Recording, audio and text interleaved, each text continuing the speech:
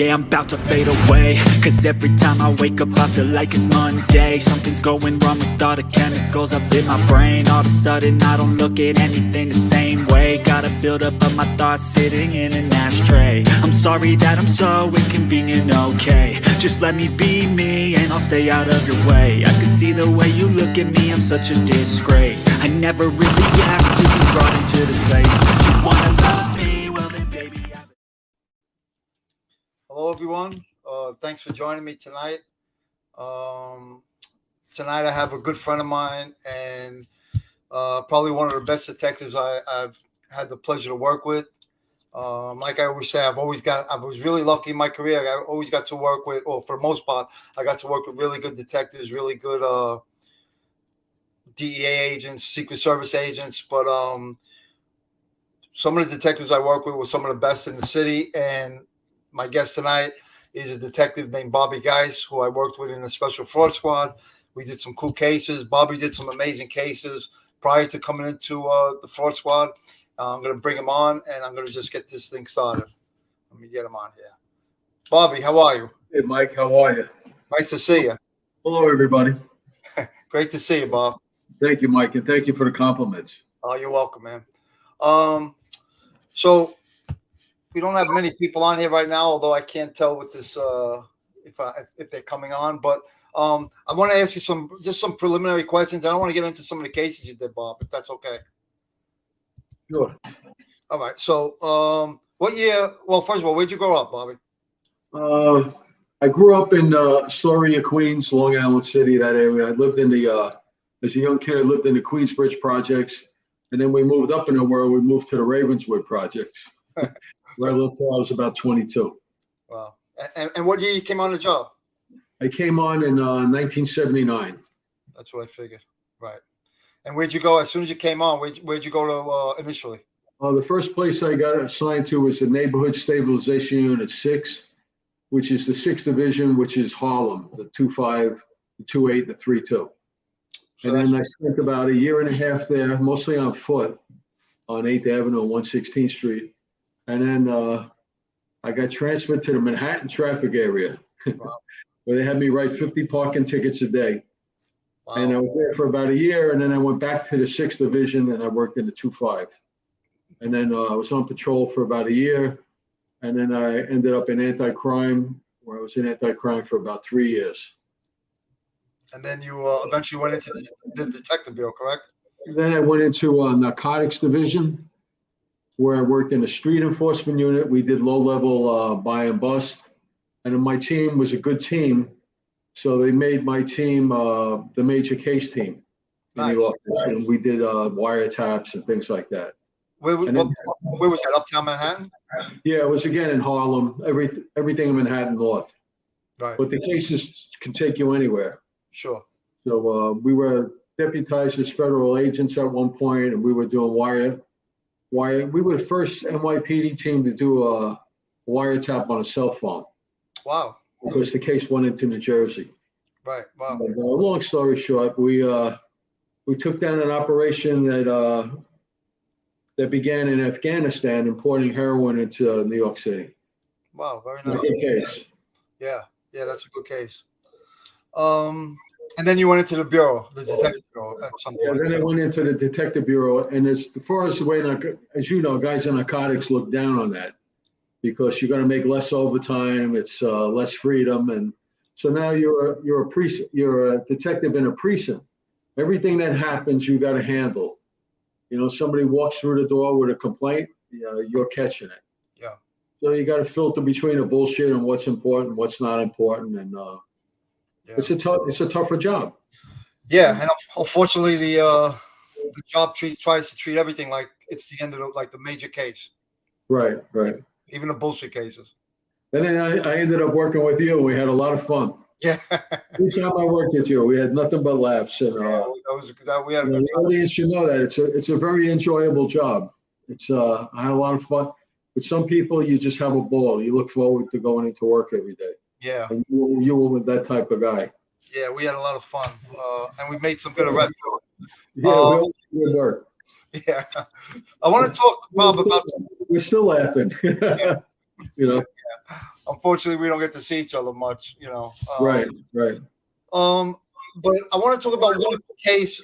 I want to talk about a lot of gypsy stuff you did or we did, but that you initiated really. But I wanted to talk about one case specifically when you were in the detective bureau up in Harlem, the that you were involved with, I should say, the Baby Hope case. I think some of the people that follow me, especially New York people, might remember the case, the Baby Hope case. If not, you know, you can tell us a little bit about it, Bob.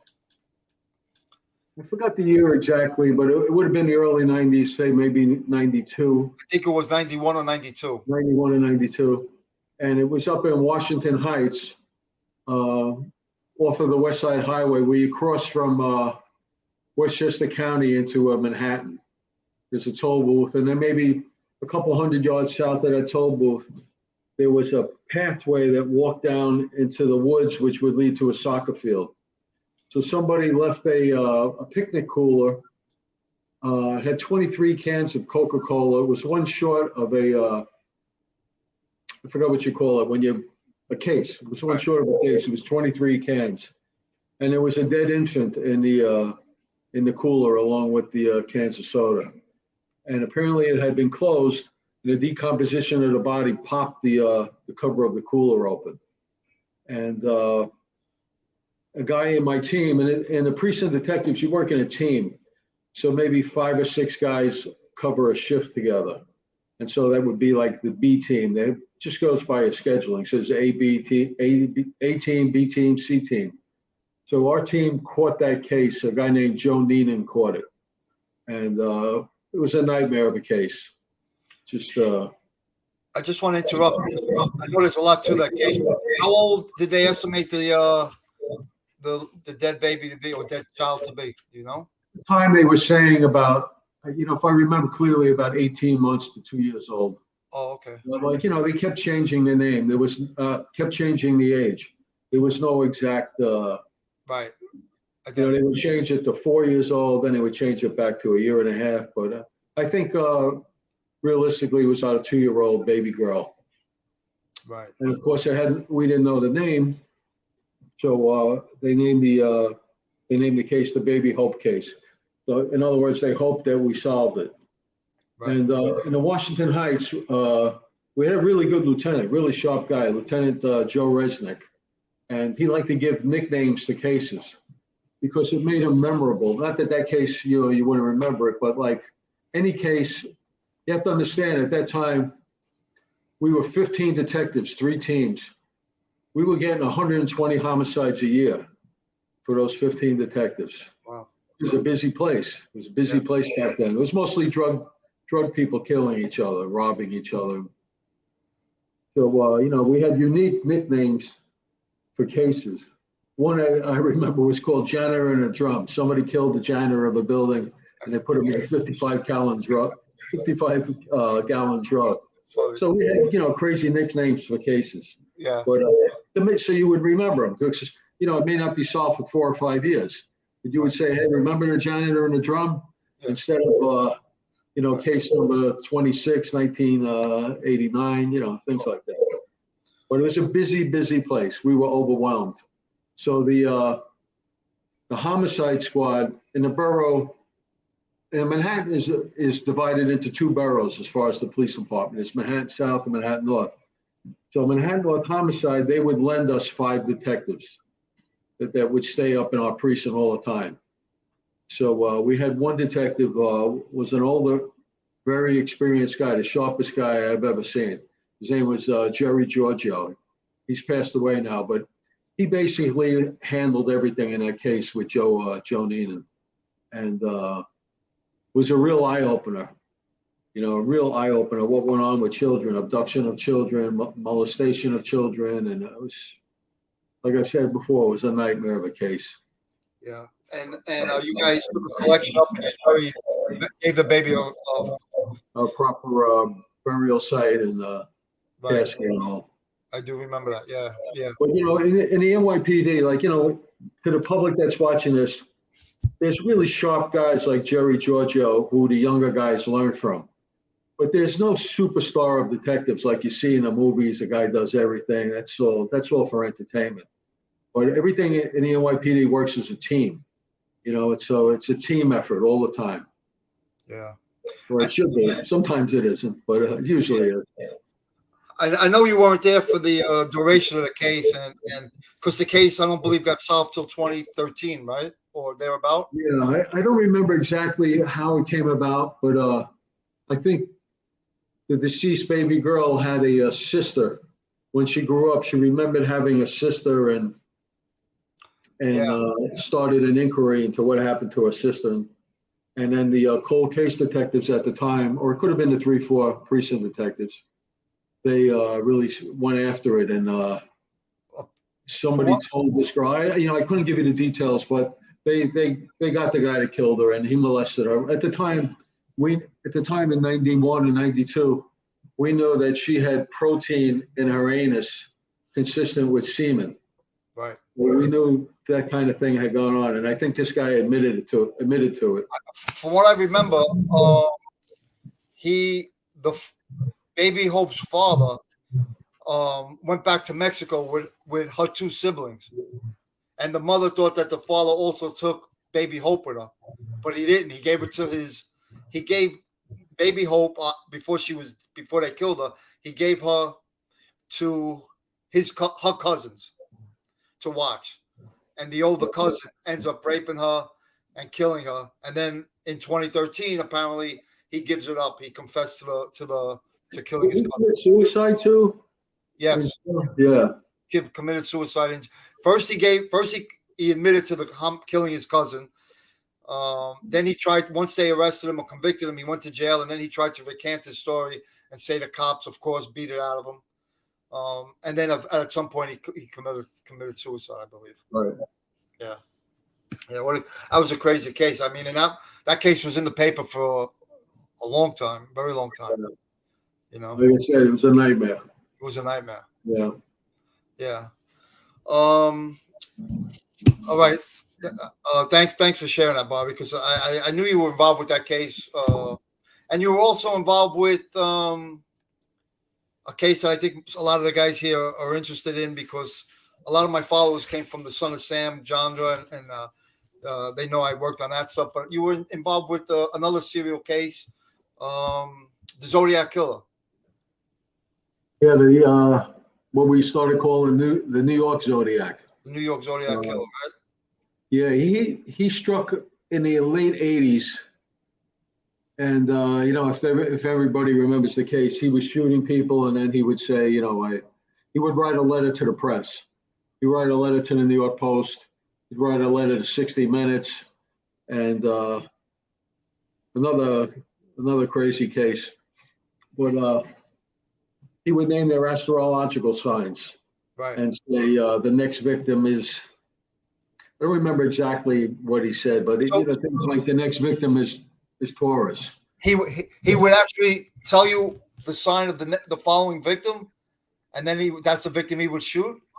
I can't say 100% on that, but he was calling their astrological signs. Yeah, I remember that, because they couldn't figure out how he knew some of these people's signs, right? Right.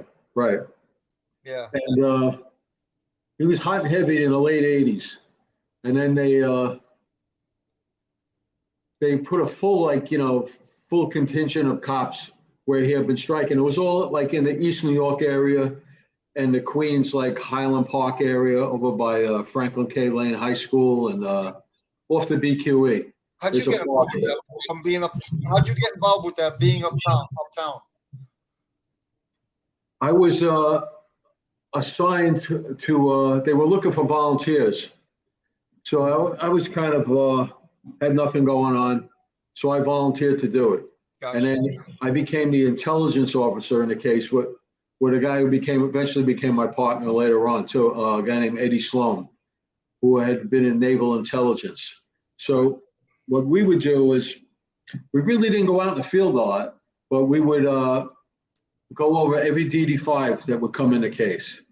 So because a lot of 5s were coming in, a lot of phone calls were coming in. And this is like when we kind of first started using computers in the NYPD. Yeah, I remember. So we were able to tell all the different teams that were working on it, this guy has a 5 that's naming this guy over here, and that kind of thing. We were like, putting things together for people, because this case was another wide open case. We had no idea who it was. So he would write letters. So Eddie Sloan, because of his connections to naval intelligence, he had the papers that the letters were written on. He had it analyzed by naval intelligence as to what type of pulp was in that paper, what kind of trees it came from, like where this paper could come from. Was it coming from a foreign country? So they said that this paper was from trees that grew in South America. So we were like, this is bizarre. Who is this guy? So make a long story short, when he got caught, I got to interview him. And I said, I told him about the paper. I said, he was, basically confessing. He was telling me all the details.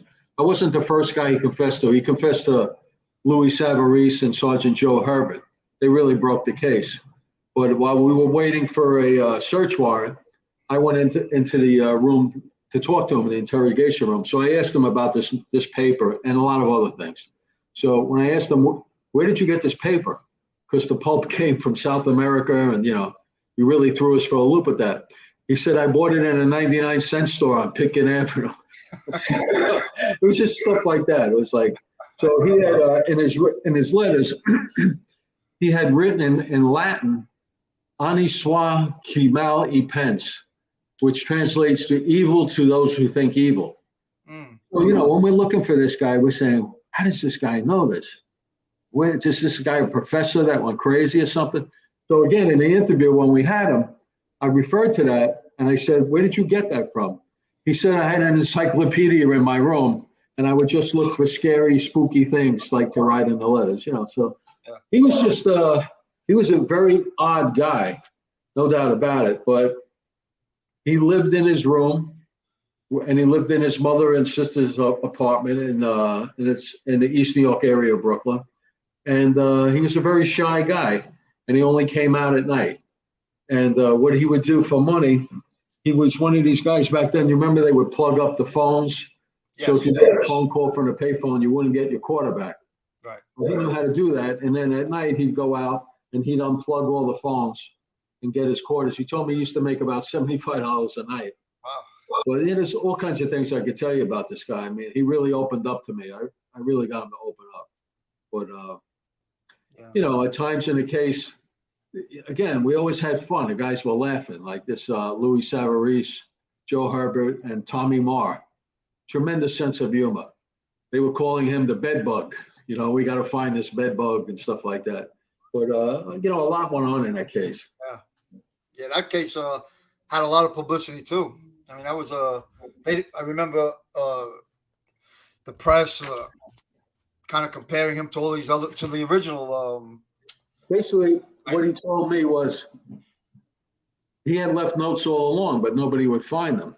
Oh, wow. So he said he would get pissed off. So then he had to start putting a rock on top of a note so it wouldn't blow away. And he shot two guys on the same road. He said just like 10 yards apart. Nobody ever put it together. That maybe it was the same shooter. You got to remember the 7-5, the East New York area. Yeah. It's just like Washington Heights. They would have 125 homicides a year. So, he was just a very strange guy. So what he told me he would do is he would climb up in a tree. And he had a homemade gun. It was like a one-shot zip gun. And he would climb up in a tree at night, and he'd wait for like a fragile person to come by, like a junkie that's really out of it, or an old man or something like that. And he'd climb down from the tree, and he'd stalk him. He'd get up behind him, and he'd shoot them with a zip gun, and then he'd run away. Wow. So not all the people died, So he told me that he started making his zip guns bigger so that he could kill the people. Wow. This was a good statement in court. Yeah. So he really had the intent to kill. So, I ended up testifying in the Brooklyn cases and in the Queens cases. And we would study the San Francisco Zodiac case because in those cases, if you read that book, he does everything on the boundaries of police jurisdictions. He'd hit in one police jurisdiction, in California and then go over the boundary, hit another one. And we felt that the New York guy was doing the same thing. We didn't think it was the same perp, but we felt he was copying the MO of the San Francisco Zodiac. Right. And so we found the book when we did the search warrant in his house. We found that book in his room. And basically, his whole motivation, he told me, was to create fear. He just wanted attention and he wanted to create fear. And he told me the reason why he was doing this was that he was very angry. He had gone to, I think it was Franklin K. Lane High School, and one time took a starter's pistol to school, and he got caught with it and he got suspended. And then he tried to apply to join the military. He tried to join the Army, but he failed the psychological test, for obvious reasons. Yeah. And so he just felt that he was angry at society. He said everybody, not everybody, but a lot of people in his neighborhood were on public assistance, and he was willing to serve his government, serve in the Army, and they rejected him. So he said he was just very angry, and that was his motivation for shooting people. Makes no sense, but it's the mind of a madman. Right. He had never been on a date, and he had never been to the movies. Maybe he was in his early 20s at the time. He had no social life at all. And like I got him to really open up to me, but then I would say to him, how did you know their signs? His name was Heriberto Seda, but his nickname was Eddie. So I said, Eddie, how did you know their signs? And he would just sit there and stare at me. Like, how a cat sits in a window and just stares, no emotion. He would just stare at me. And he wasn't going to answer that question. Wow. Wow. But most of the guys in the task force figured that he went through their wallets after he shot them or something like that. So somehow he had made contact. Right. So I don't know if I'm doing too much talking. I'm on a roll. So what happened was after several shootings in Brooklyn, he said something like, the moon is in Aquarius, and so they figured that was a signal that he was going to go out and shoot somebody. So he saw all the surveillance, he saw all the police. So he went to Central Park and he shot a guy on a bench, a guy that was sleeping on a bench, and then he went back home. But what happened was the chief at the time, Chief Borelli, this guy on the bench, I think his name was Larry Parkham, he survived. So Chief Borelli, had his guys interview him, and they said, did anybody ask you your sign? And he said, yeah, a black guy came and asked me my sign earlier in the afternoon. But that was just a common thing back in the 80s and 90s. People would say, hey, brother, what's your sign? And, it's like a hip thing. So they made a sketch from the victim of that guy who asked the sign. So Heriberto was a light-skinned Hispanic guy, a good-looking guy. And the guy that asked the Larry Parham for his sign was like a heavyset black guy. So the Bureau put out a sketch of this guy thinking it was the Zodiac. So when I interviewed Eddie, I said, we were looking for a black guy for a long time. And he said, yeah, I know. He goes, that was great. But here's how he ends up, he almost got caught back at the time. So there was this street crime was working in this area. Street crime, they're looking for guns all the time. So they catch Eddie with a zip gun on him. And they send it to the ballistics lab. The ballistics lab, this is all secondhand to me, but the ballistics lab looks at the zip gun and they say, this is a piece of shit. We're not going to test this. It might blow up in our hands, so they didn't test it. So when it was marked on the paperwork, inoperable. So you can't be charged for having a firearm unless the firearm works. So his case got thrown out. And he told me, he said, I sat in my house for a year. I figured you guys had me when that happened. Now he saw the street crime guys in the street months later. And he said, hey, what's going on with my case? And they said, they threw it out. Your piece of shit gun didn't work. Wow. And it did work. So it was tested later on after we had him. It was still, in evidence. It was tested. Wow. But, crazy case, Yeah. Guys shoot strangers, those are hard cases. Those are crazy cases. But all credit goes to Louis Savarese and Joe Herbert. Those guys were amazing. They're amazing guys. And funny guys too, sense of humor. Yeah, that was a interesting case. Yeah, so the way he gets caught, so we didn't catch him. So what happens is we worked in this task force for about a year. And there was a case of a woman named Patricia Fonte. And she was stabbed about 100 times in the back in Highland Park. And so the chief wanted us to work on that case. And he said, if we can disprove this case, because the Zodiac in a letter, he took credit for that homicide. So we said, if we could find the real killers of Patricia Fonte, because she stabbed 100 times in the back, it's totally not his MO. His MO is sneak up, shoot him with a zip gun, and run away. So we have this case, and we can't. There was two brothers from the Bronx, two white guys from the Bronx. They used to rob her every month. Whenever she got her a public assistance check, they would immediately rob her. And she had been like an exotic dancer, and she kind of lost her mind, and she would ride the trains all day and smoke cigarettes all day. So when I interviewed him, he admitted to me that he killed her. Oh wow! And, yeah, but he had told Louis before me. I'm just having a very impromptu thing with him, and he's really opening up. So I said, well, how is it that you stabbed her 100 times in the back? Because that's not what you do. I said, and you don't smoke. Oh, so the other thing was, he said that she was a real cigarette fiend. He offered her a cigarette, and she walked up to the reservoir in that park, and they were on the trail. And then she got in front of him. He shot her in the back with the zip gun. And she went down, but she got back up and started to run. And he said he panicked, and he carried a knife in his boot. And he ran over and he stabbed her 100 times in the back. Wow. So at the first autopsy, all they found was the stab wounds.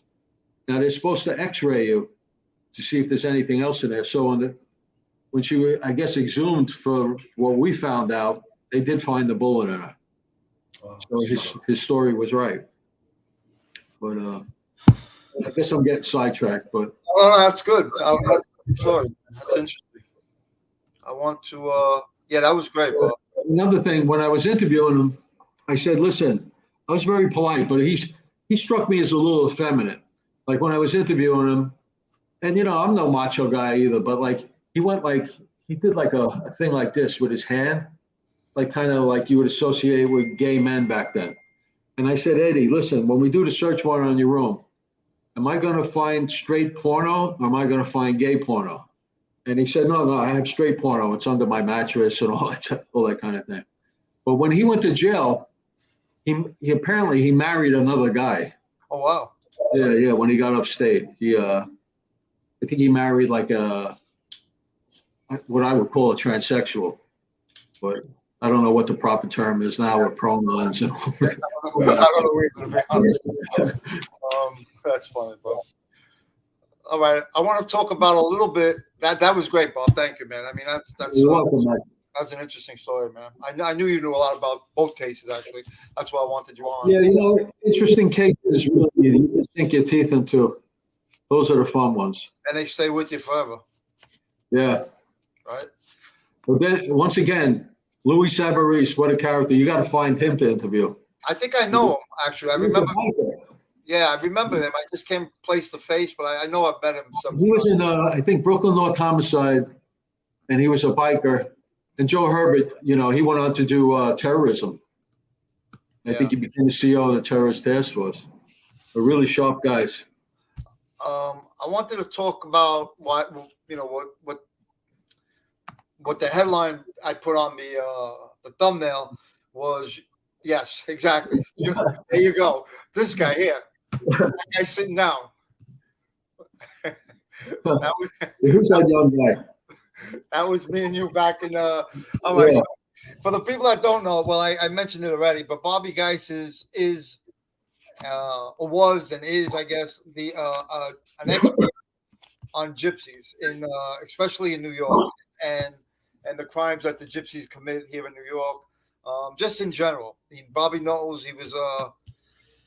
he became friendly with some gypsies here in New York, and he got to know them, and he got to know their culture, and people detectives from all over the country would call Bobby with questions, and whenever there was something going on, sometimes the crimes from other states would lead back to New York, and these detectives or investigators would call Bobby Geis and ask them either to grab the collar, make a collar, or help them make a collar, or lead them in the right direction. But yeah, you too.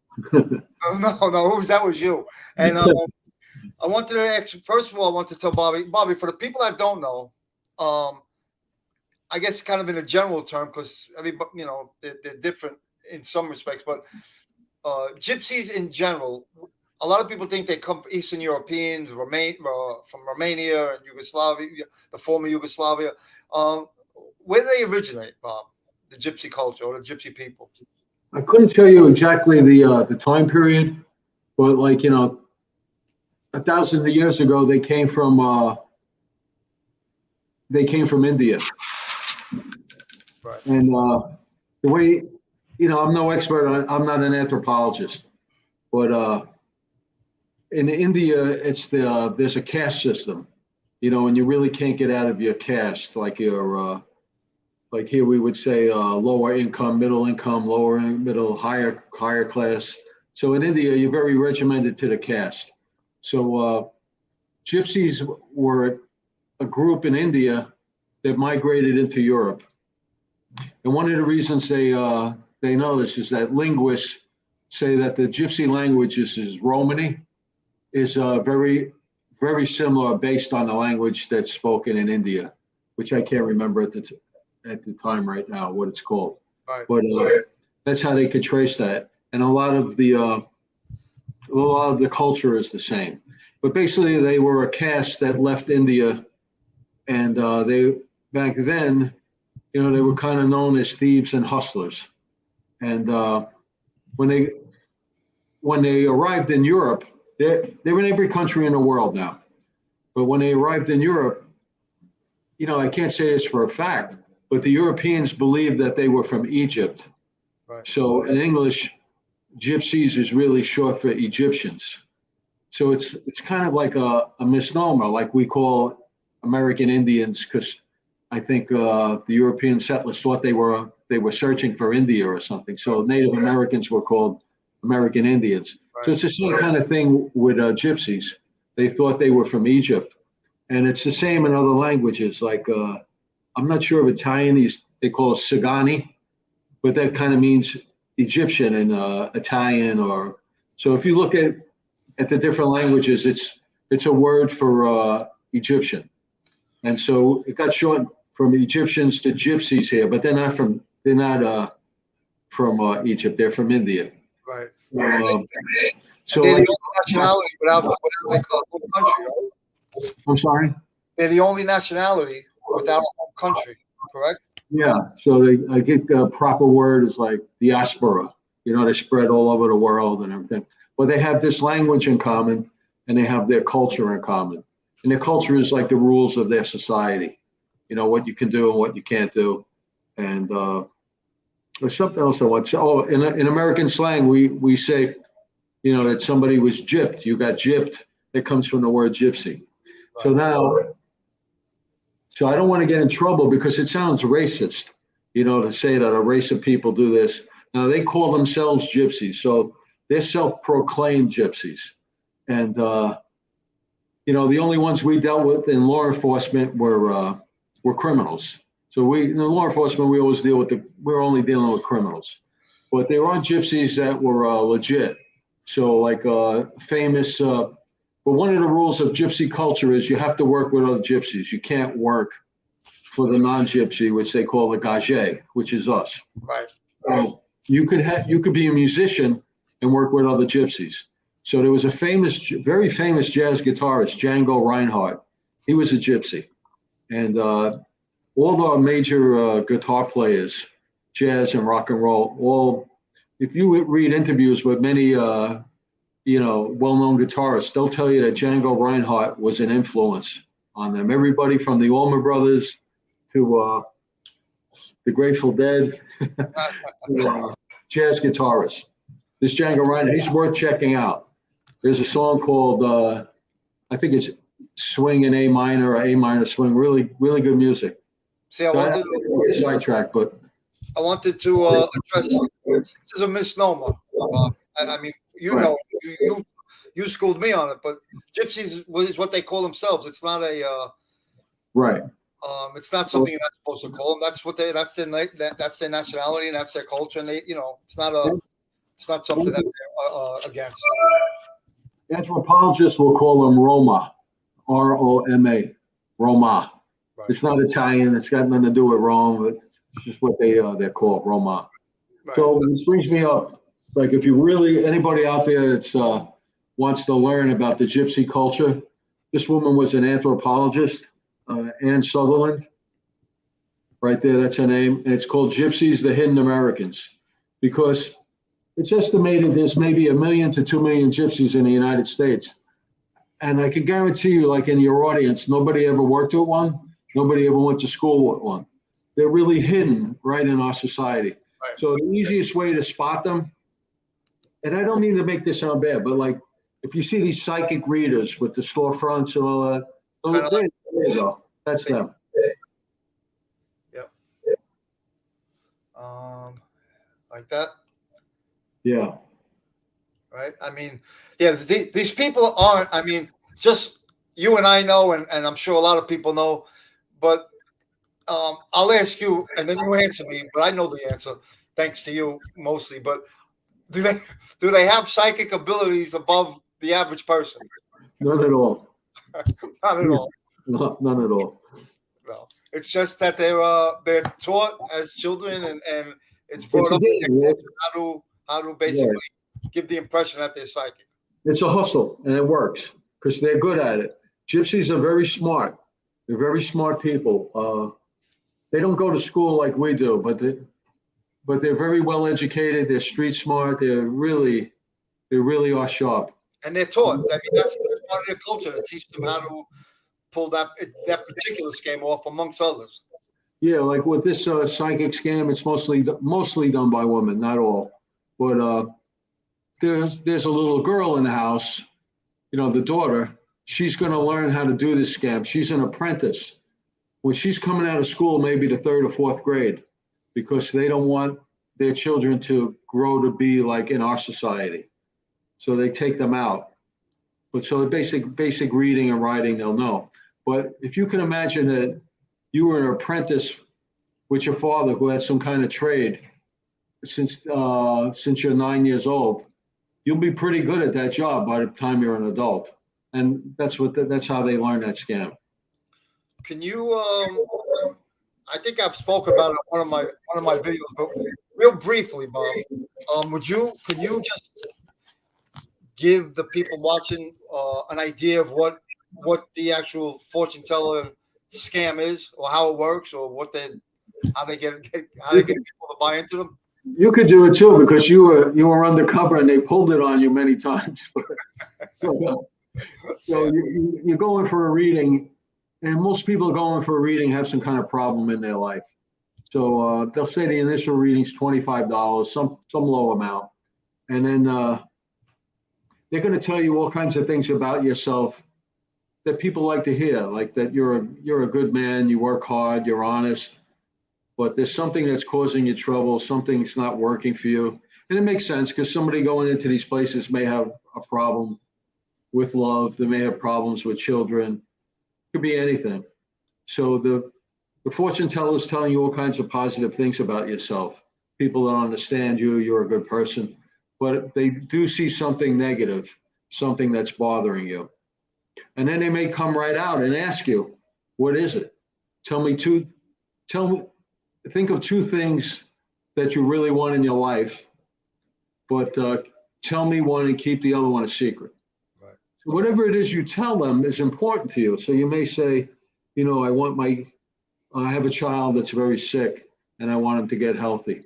So once you told them that, they know that's a button they can push on you and use against you. Because if you kind of balk at like giving them, eventually they're going to ask you for a lot of money to buy materials and things like that. And there are no materials, it's going in their pocket. But when you balk at that, they'll say your child's always going to be crippled, your child's always going to be sick, and it's never going to get better, and they'll use it against you, So after they do this initial reading where they tell you all kinds of nice things about yourself, and it's things that apply to everybody. It's somebody doesn't like you at work, they talk behind your back, whatever it could be. Right. So they're going to say something like they kind of judge you by the way you're dressed. And they're trying to figure out how wealthy you are. So one of the tricks they told me, they said a wealthy person will really dress down, but he or she will have one expensive item, like maybe they'll wear a t-shirt like this, blue jeans, but they have a real expensive jacket, or if it's a woman, she has a really expensive handbag, but everything's expensive. They say those are the people that have no money, but they say they go for a victim like that, has one expensive item because they have money, and it shows that money's not important to them, that they'd probably be willing to part with some of it. Right. So they ask you to buy materials for candles, things like that they're going to pray in a group with. There's a group of women that have special powers like her, and they go to a special church in New Jersey. Like if you're in Long Island, they're going to say the church is in New Jersey. It's going to be someplace where you're not going to travel to actually confirm it. So maybe they'll ask you for $700 to buy these fancy candles that are 6 feet tall, and they're going to pray for 24 hours. And so after she does that, and she gets your whatever the candles cost, she's going to come back and say something to you. She's going to do some kind of sleight of hand trick. Right. So she's going to tell you, here's an egg. She's going to wrap it up in a handkerchief. She's going to tell you, keep this egg near you within 3 feet of you for the next 48 hours, and then bring it back in to see me. So at night, I want you to keep it under your bed. When you go to work, I want you to keep it in your handbag or your briefcase or whatever. And then you come in with that egg 48 hours later. So what she'll do is she'll have you kneel down somewhere and have you pray. If you're a Christian, she's going to have you pray to Jesus and, whatever your religion is. So she's going to take that egg and she's going to rub it up and down I'm taking a shortcut on this. She's going to rub it up and down your body. She's going to rub it on your arms and your legs. And you're in a little dark room that's lit with candles. She's going to rub it on your back. But while she's rubbing it on your back, she's going to switch that egg for another handkerchief with another egg in it that she's had prepared already. And inside that egg could be a little plastic devil's head, or it could be some kind of live worm that she put in there. And she's going to say, as she's praying, that remove what's evil from this person's body and place it in the egg. So then she'll bring the egg in front of you. She'll give you the egg and she'll tell you to whack it on the table, break it open. When you break it open, it's going to be that little worm or that little devil's head. And she's going to scream. She's going to make her eyes pop out of her head, whatever it is they do to be very dramatic. I think with you, they made her eyes pop out one time. But, she's going to say that's proof that there's a curse. And we have to sacrifice, making a long story short, she's going to say there's somebody in the family a couple generations ago that put a curse on your family. Your family never had good luck. It traveled through your lineage, and now you're having the bad luck. And you'll never be happy until you remove this curse. So she says we have to sacrifice something of great value to the devil, because that's who the curse was worked through, the devil, not through God. So whatever they feel they can hit you up with, it could be let's say to start with like $7,500, and you're going to put it in the shape of a cross, and you're going to come back the next day with the money, or a couple of days later, they're going to pull the same routine on you. She's going to take that, put it in a handkerchief, and she's going to put it on a plate in front of you. She's going to put a match to it and burn it. But meanwhile, she's burning cut paper. Your money is in her dress somewhere. But sometimes it's a safe deposit box. She said she's going to remove the curse from your money, put this money in a safe deposit box, and don't open it up for 10 years. But what you're taking out of the place, you're taking cut paper, and you're going to put that in your safe deposit box. Because I think up in our office, Mike, we had one like that, and we told the lady, go to your safe deposit box now and see what's in there. And it was like newspaper. Yeah. So this is what they do. It's called a curse removal scam. Yeah. Yeah. There's a lot of other names for it too, but And they get away with it left and right, left and right. If you look in the city, they're all over the city. All over the city, and so many people, tourists from other cities, come there and just get sucked in. Like, we're laughing because we just can never get over it. But the victim isn't stupid. The victim is vulnerable. Yes. If you could think back, it's sounding like the audience, if you could think back to some time when you were really, really low and nothing could help you, and you walked into one of these places and you're hearing a friendly voice saying they could help you. It's a con game. They're getting your confidence. Yeah. But they're all over the city. And I just read with the new Manhattan DA, Alvin Braggs, he's decided not to prosecute these cases. So it's ridiculous. Unbelievable. Because fortune-telling removal of a curse is a misdemeanor. But when you take over $1,000, it's a felony. Sure. And I've heard of cases where like $500,000's been taken. We had cases in the office. Yeah. $200,000, remember? Yeah. Yeah. I mean, and these people some of these people, I remember there was an older Italian woman in I want to say Bensonhurst or Bath Avenue that lost like $200,000. She was heartbroken, or she lost her husband or something. And these people really, they take advantage of the vulnerable. Yeah. And we were in the fraud squad. So, we address these things, but the average precinct, it's not their fault. They don't know. And like, there's no real training in the NYP for, maybe there is now, maybe I haven't spoke, but, the average in a precinct detective, they're going to think, well, you willingly gave her the money.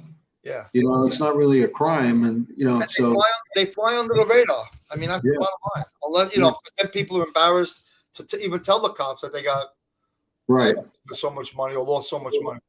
I developed a lot of informants in the gypsy world, and a guy down on Bleecker Street, his nickname was Harry the Nose. Gypsies go by nicknames.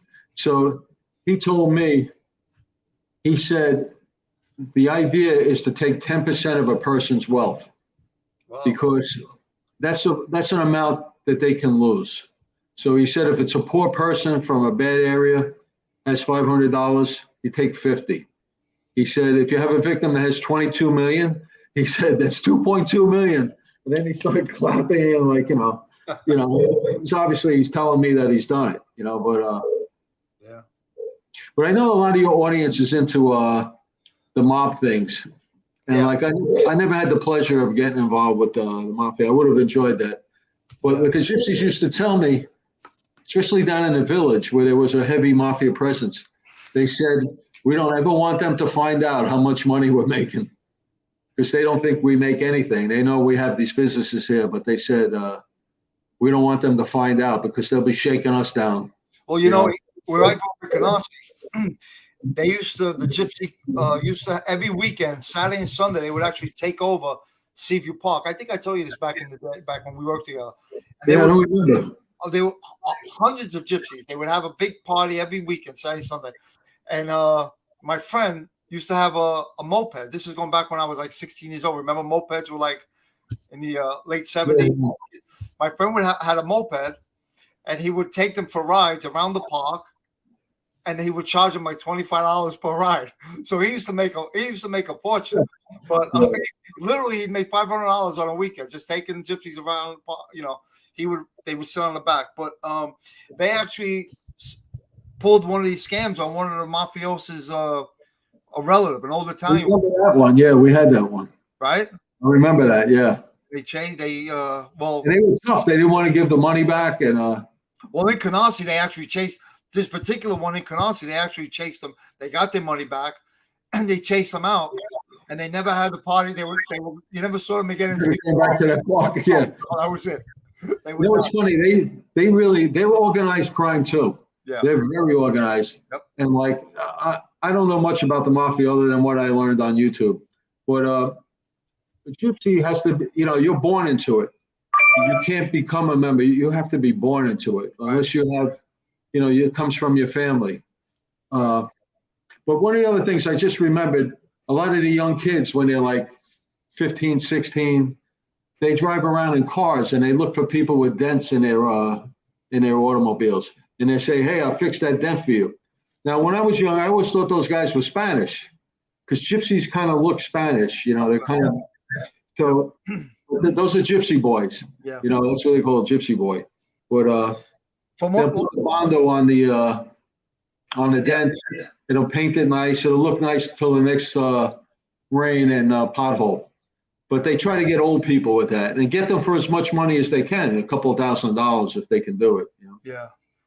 I tell you, I was dealing with them not too long ago on a whole different issue, and Gypsy, and they were actually telling me that a lot of their culture is getting is changing and being ruined because of the Instagram and Twitter, and because years ago they used to set the marriages up, and they would make them.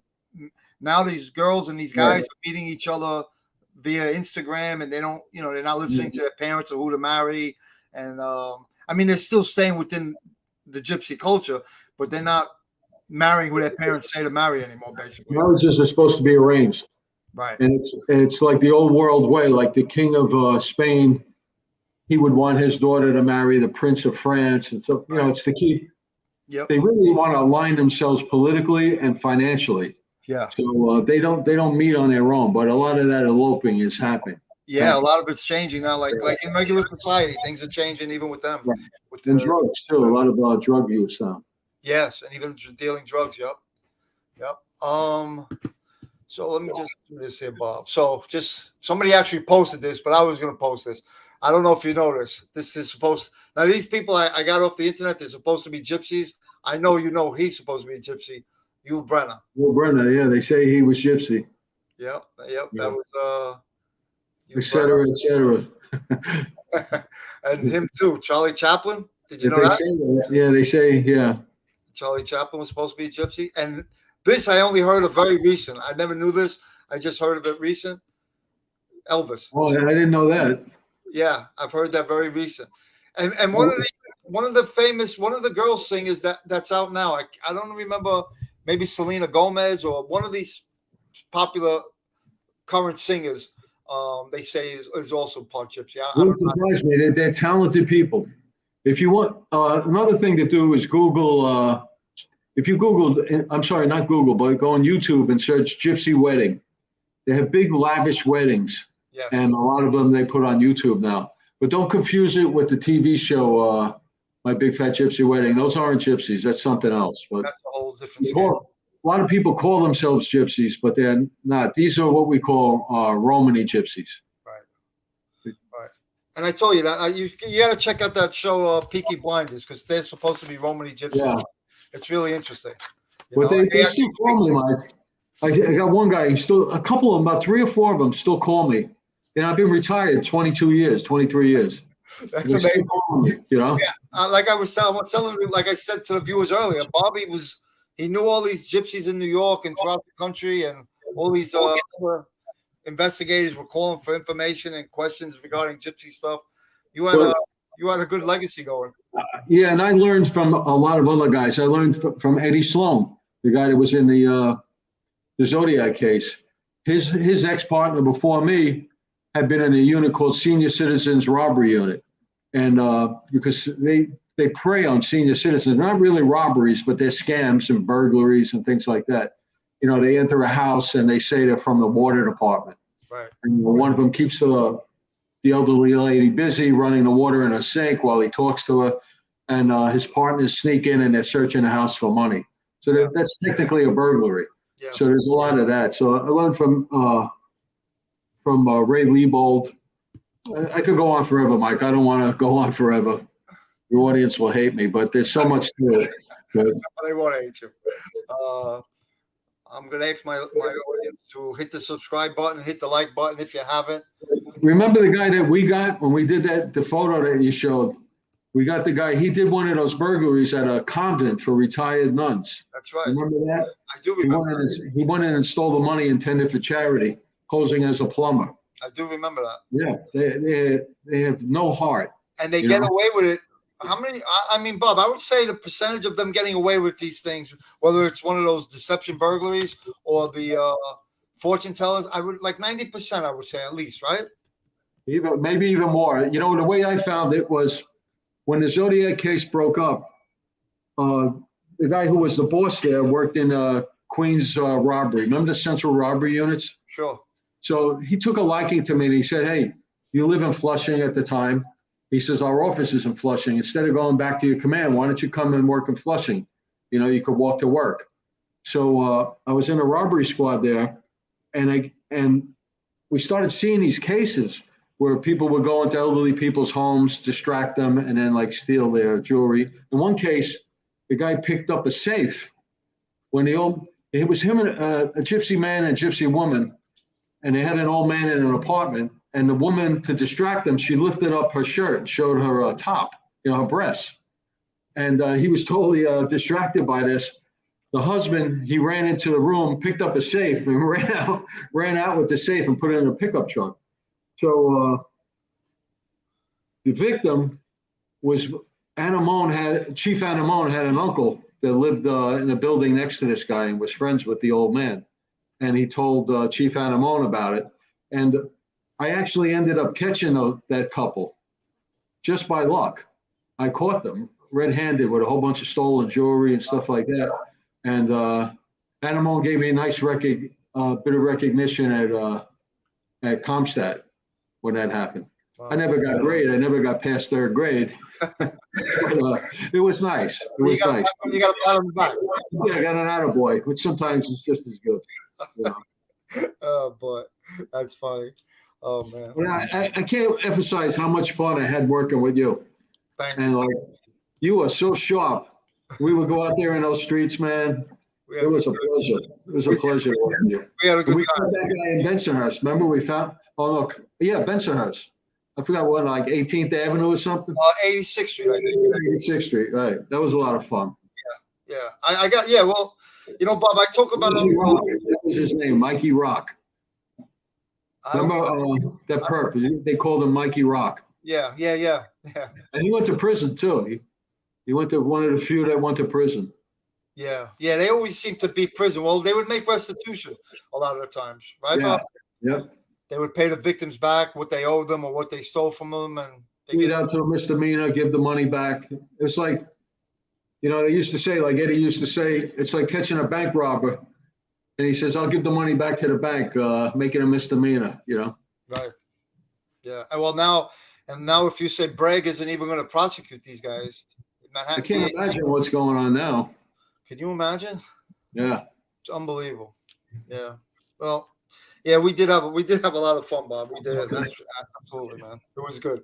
I tell you, because when you work with somebody and you can laugh every day, yeah, you know. Yeah, and for a while that unit, I wasn't happy in there, and then me and you hooked up, and we started having a good time. Thank God. Yeah. Made the days go quicker, right? Yeah. And my partner at the time was Raffaello, and he was an exceptional detective too. Yes. So he concentrated on the travelers, which is a whole nother story. And I think he got jail time and $500,000 in restitution in one of his cases. Wow. Yeah, he did a really good job on that, on the travelers. And travelers are a whole nother story. They're just like gypsies, but they look like Northern European people. Like, you know, it could be Scottish, Irish, and English. Yeah. Ralphie was a good detective. He was a hard worker. Yeah, he was very thorough. Yeah, absolutely. Very thorough. Yep. All right, Bob. Well, I appreciate you coming on, man. Really. Yeah, it's fun. Yeah. I didn't know I could talk so much. I didn't know what I was going to say. Well, your wife don't let you talk, so Yeah. Well, I'm here all alone. You know, the audience. I'm moving to San Diego.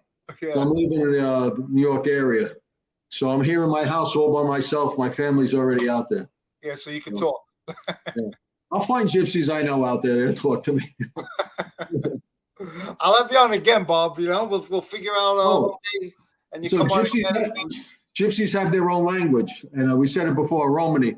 But I learned to speak a lot of that language through informants. So it would blow their mind when I would talk to them, because nobody learns this language. It's not written anywhere or anything like that. No. Yeah, So one of the things I would say, I'll say it's the last thing I'll say, Mike. No, go ahead. I got no I say it to my wife sometimes. It means, don't lie to me.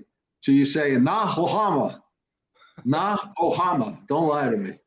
So they would look at me like, where the fuck did you learn that? You know, but that's another story. Well, like I said, I was doing something with gypsies a couple of years ago. I think I told you. And Most of them didn't recognize me, but when I identified myself as being an ex-cop, they would all ask for you. I know Bobby Guys.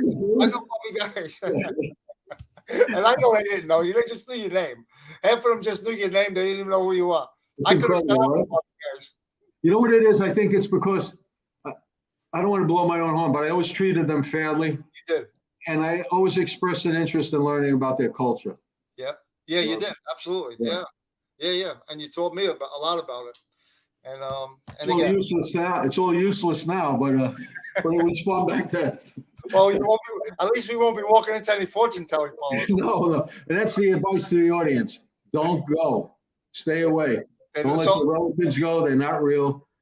And you know, when they used to confess to me, they used to tell me what they did to trick the person, you know, which was really good to like, you know, get a conviction in a case, to have them admit that, yeah, what I did was a trick, a sleight of hand trick, and you know, all that kind of thing. I mean, but even in telling the victims, I remember we would actually tell the victim that was taken on more than one occasion when they lost money that these people aren't psychic. They don't know anything more than you and I.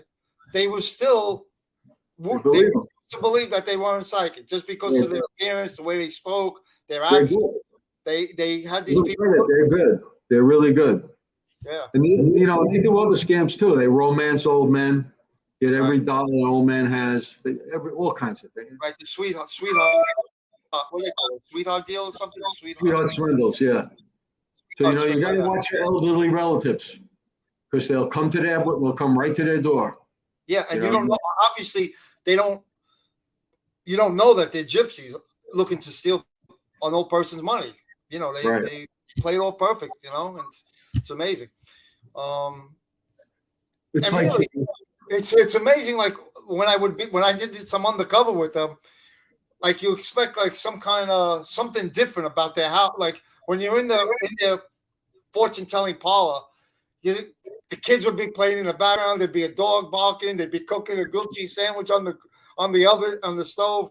You know, they're just regular people, but they make you believe there's something different going on. those girls can make money. Oh, They can make money. You know, right. Yeah. they can't read and write, but they can swindle $1 million a year. Can you guys take a few questions? Let me ask. Can you guys take a few questions? Yeah, Jose, go ahead. If you got any questions, Bobby will answer them for you. Let me see. Just got on here, Mike. Let me see what that says. Just got on here, Mike. Can you comment about how you feel about the Fed's raiding President Donald Trump's Florida home this morning? You know what? May 13th, I swear I didn't even hear about that yet. I haven't watched the news. I haven't done anything all day. You know what? The FBI is becoming, I don't even know what to say. It's not even the FBI that we ever worked with, right, Bob? They're becoming an arm of, It's controlled by politics now. It's becoming an arm of The politics. leadership, anyway. It's ridiculous. See, now this is really like these gypsy crimes. It's all interstate. They travel all over the country, and you know, it appears petty, but it's not, and it's organized. No, I mean, and now that, I mean, gypsy bills. Yeah, I didn't hear about that though. To be honest, that's terrible. Yeah, neither did I. Yeah, that's crazy. Do you miss working? I miss working. I'll answer first. I miss dealing with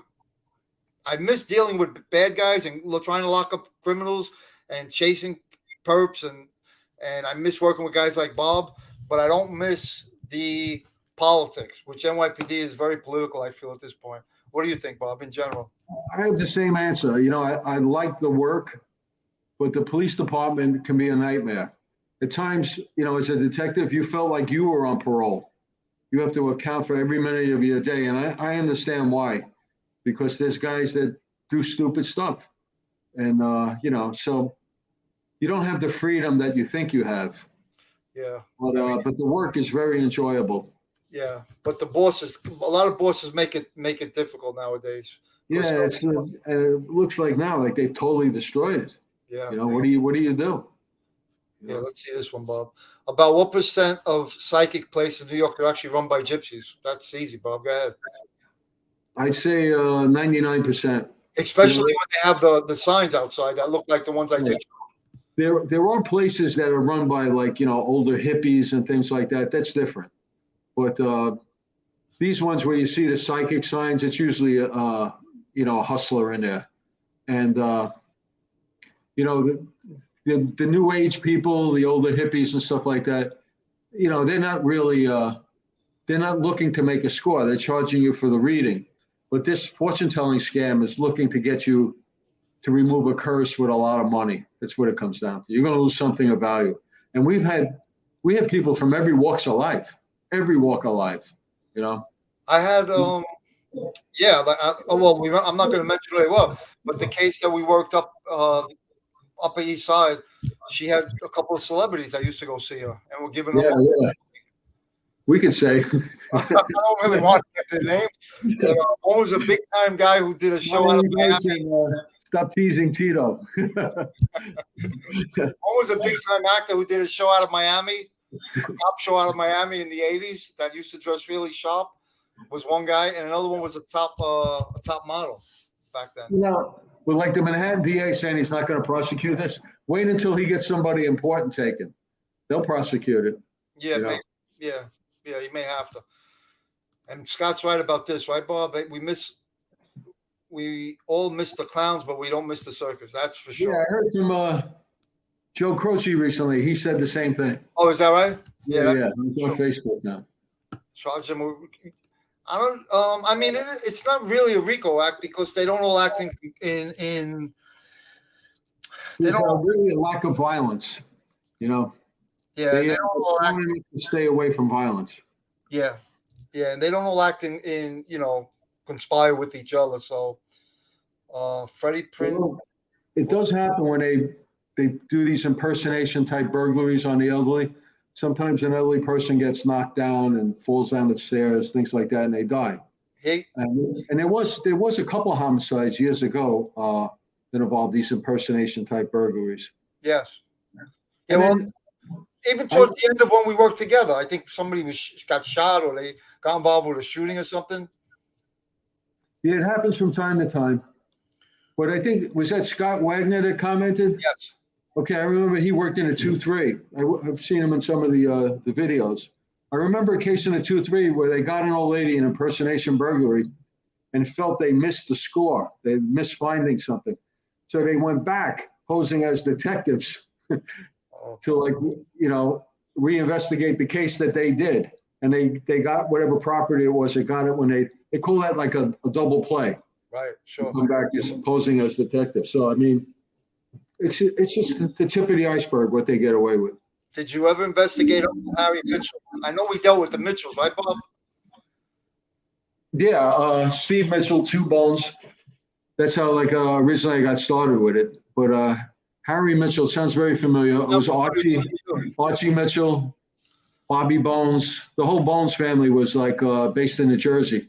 But Steve was amongst the gypsies, he was like a powerful guy. They call him a Rambaro. There's no such thing as a king of the gypsies, but there's a big man. And so what Steve Mitchell was, he was like a fixer. If you got in trouble, say you got locked up, right, doing a burglary, he would tell his own people, I know all the cops, I know Bob, I know Mike, I know the DAs, I know the judges, pay me $100,000 and I'll get your case dropped down to a misdemeanor. He was scamming his own people, and he would go to the court and say, these are my people, they listen to me, I'm going to keep them out of Kings County for the next 20 years, as long as we get the plea we want here. And they said, it's all a big hustle, it's all a lie. And there's only just to let the people know a little bit that regarding their last names, there's only a couple of last names that a lot of them use, right, Bob? Yeah, it's a good point. See, the name Harry Mitchell doesn't mean anything. And I don't mean to insult the person that asked that. Gypsies have a name within their own culture. So they'll give us a name that's like a generic name, like Tony Miller or, things like that. But they use American names to fit in, to blend in, but they have their own names, which is kind of like the family tree. Like I'm Kojak, the son of Ghost from Toledo, Ohio. So in other words, so if me and Mike were looking for Tony Miller, they know that we have no idea who we're looking for. But if I say I'm looking from Ghost from Toledo, Ohio, he's related to Shasha and this one and that one, and they said, "Oh shit, this guy knows who he's looking for." And they use each other's fronts, right, Bob? If one person does something big in New York and they gotta get out of New York, they'll go to They whatever. trade the location.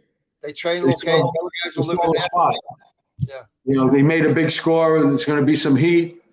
We'll go to Los Angeles, and the guy from Los Angeles will come to Brooklyn. Right. And I never heard of this guy. I don't know. They're really hard to find.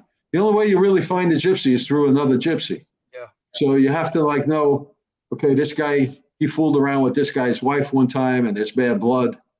He'll always know where that guy is, and he'll rat him out in a heartbeat. So it's like you kind of have to dive in and learn who's who, and that's what me and Mike did. You know. Yeah. Yeah. I just want to answer this guy, Maverick. I'm going to do this story. I promise I'll do a story about this guy Animal. I promise. It's coming up. I promise. That's the guy from my book he's talking about. I will, for sure. Let me see what else we got here. Let me see, Bob, if we see anything else. Yeah, they use Miller. Bobby just said that. But they're fascinated by the mafia guys. They're scared of them. They name their kids after the characters in the Godfather movies, things like that. You know, it's kind of funny. Yeah. Wonder whether there are still gypsies, because I don't know any gypsy community in my neighborhood in Brooklyn, but psychic places. Yeah, wherever there's a psychic place, wherever you see those psychic signs, for the most part, those are gypsies. Yeah, and they don't group up into a neighborhood. Like the gypsy has to have his own territory to work his scams, and he doesn't want other gypsies coming in and opening up and doing scams in his territory. So it's not like there's a Chinatown or a Little Italy.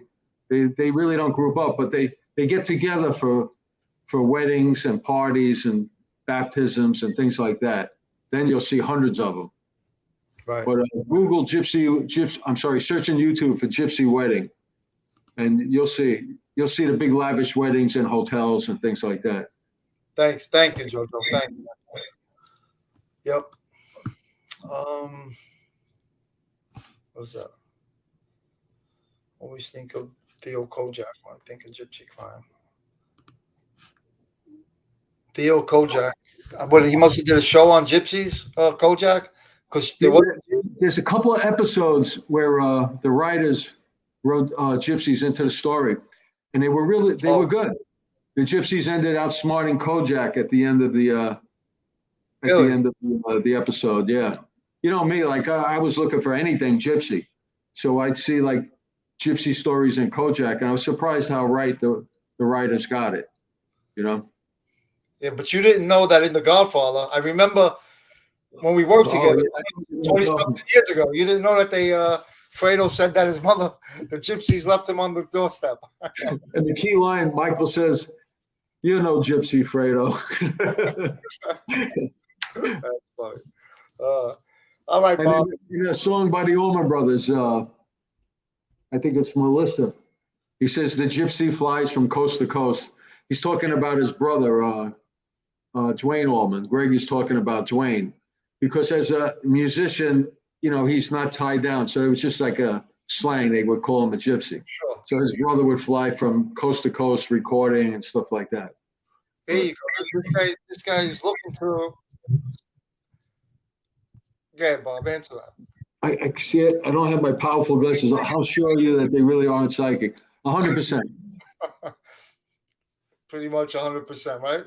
Yeah, you know what's interesting? On another YouTube channel, I saw Rita Giganti, who I was really impressed with. She was the daughter of Vincent the Chin Giganti, and she does readings, but she's not a scam artist. I really believe that she believes that she can see things, and you know, she's not trying to scam you.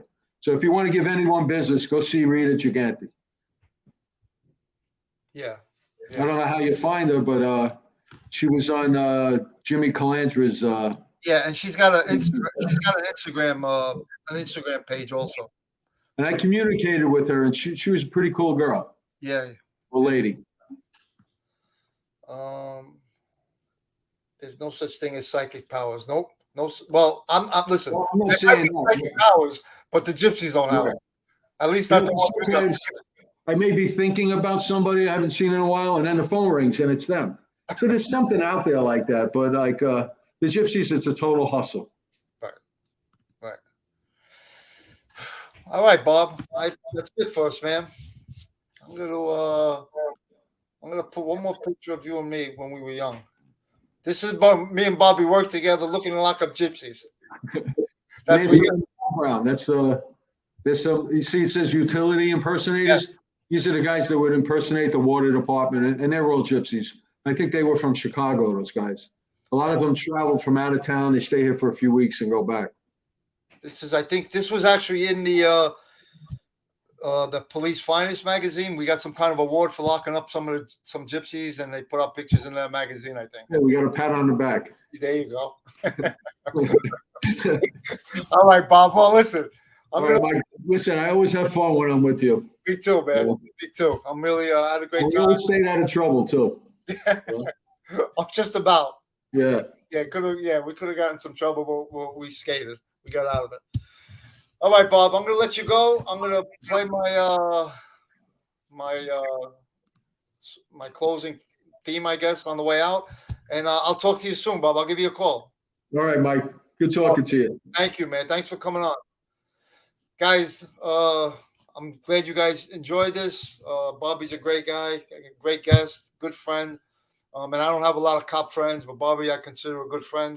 Hopefully I'll get some other guys come on eventually, and hopefully I see you guys again real soon. I hope you like the show, and I'll close with my video, and that's it, guys. Thanks.